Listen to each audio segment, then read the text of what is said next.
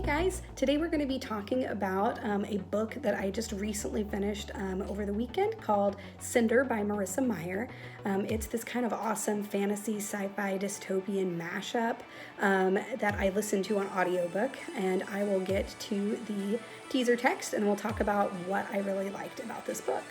Humans and androids crowd the raucous streets of New Beijing. A deadly plague ravages the population. From space, a ruthless lunar people watch, waiting to make their move. No one knows that the Earth's fate hinges on one girl.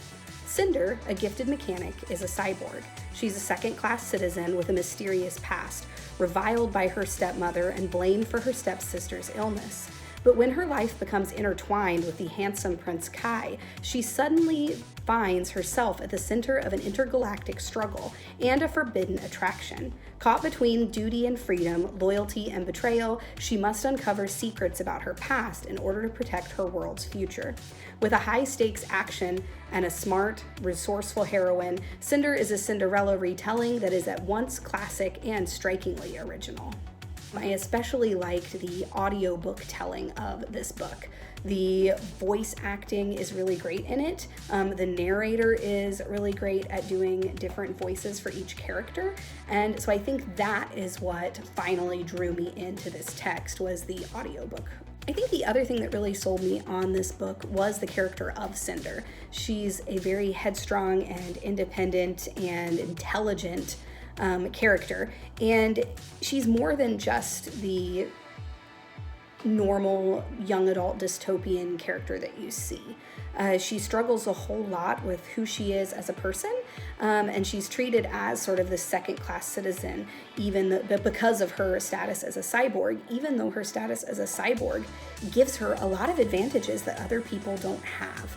She can tell when people are lying. She has these sort of built-in mechanics that encourage her to calm down and to think straight and to problem solve. So even though she's treated as this second-class citizen by her stepmother and her one stepsister and a lot of the public, she really has a lot of advancements that the general public don't have. Marissa Meyer also makes really good use of these sort of minor characters that are throughout the book as well. I really love Aiko, which is Cinder's sort of android assistant, but really it's her best friend. And the character of Aiko is hysterical. She's super funny and brings a lot of comic relief to an otherwise pretty serious story.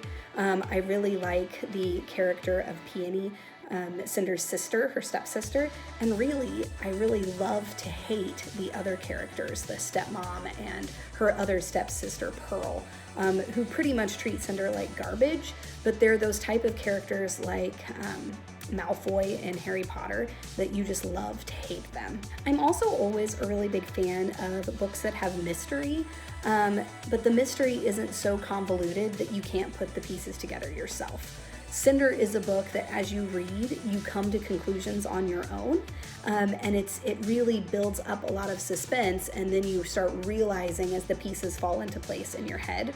I am very much a fan of the easy mystery book where things are solvable, and in this one, there were a lot of sort of plot twists that you could see coming, and I liked being able as a reader to predict some of those while paying attention to some of the clues that were hidden throughout the book, and kind of being able to reference the story of Cinderella and think about how does that old fairy tale compare to how this story is being retold in this dystopian future.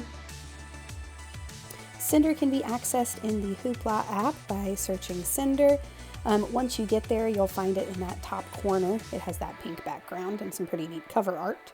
The Hoopla app also has several other books by Marissa Meyer, including all of the books in the Lunar Chronicles, which are the books that follow Cinder. Cinder is the first book in that series.